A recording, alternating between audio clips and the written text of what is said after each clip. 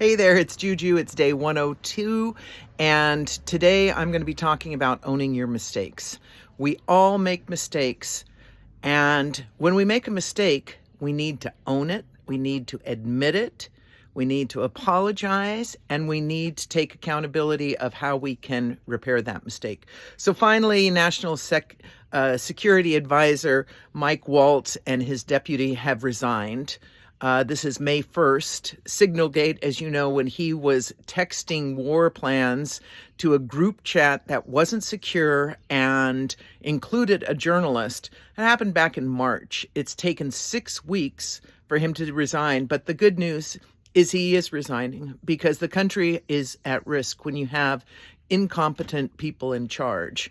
And so I'm happy that he's resigning, but I think that I wish that he should have, I was a manager for 23 years. When someone is in a position and puts the whole country at risk, you don't keep that person in position, and especially for him to deny it. Unfortunately, we have a president who cannot admit he is wrong. He can't do it. He always will double down.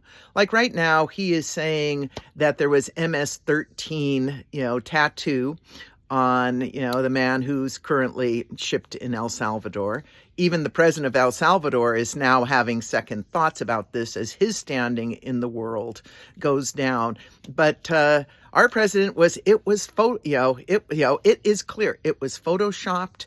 That isn't real, and yet he cannot admit that he's wrong. And you see this throughout, and it's really sad. It's the sign of a very small, weak person.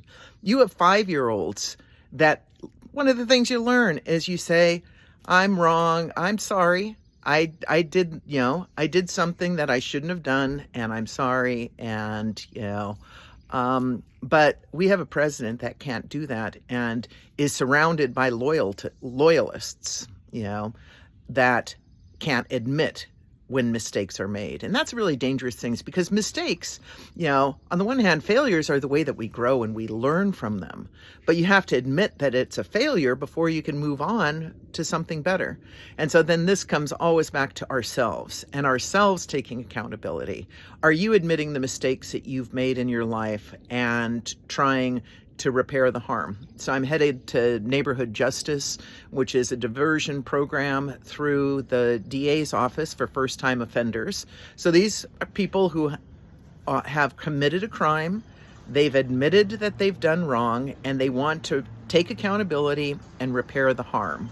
It's a beautiful program. I'm looking forward. I always feel so much better and see this as such a better solution rather than people going into our criminal justice system over these things. Everyone deserves a second chance, even a third chance if there's an opportunity for growth. Me, myself, I always try to admit when I'm wrong if it's pointed out to me, and to make amends. Not that I'm perfect by any means, but I think that we would be so much further along as a country, especially in this divisive moment. So like I offended a friend the other day when we were talking across our differences, and I was not being kind. I was being judgmental, and I apologized. What's so hard about apologizing, owning our mistakes, and trying? The important thing is to try to commit to not having that happen again. So that's just a little bit about in your life. If there are the mistakes right now that you haven't owned or made, accountability, taken responsibility for, you'll be happier and stronger if you do that.